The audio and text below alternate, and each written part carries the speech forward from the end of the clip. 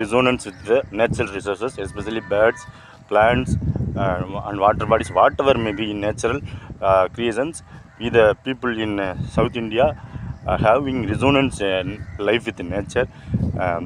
So என் சமகால வாழ்வியல் சக பயணிகளே, இந்திய சாத்புராவிற்கு தெற்கே உள்ள அனைத்து மக்களுமே மனிதகுல வாழ்வுமே நிலம், நீர், காற்று, நீர், நெருப்பு, விண் என்ற ஐம்பூத தத்துவங்களோடு இயற்கையோடு ஒத்திசைவு பெற்ற வாழ்க்கை உடையது. இயற்கை சீற்றங்களை உணர்த்துவதும் அதுதான்.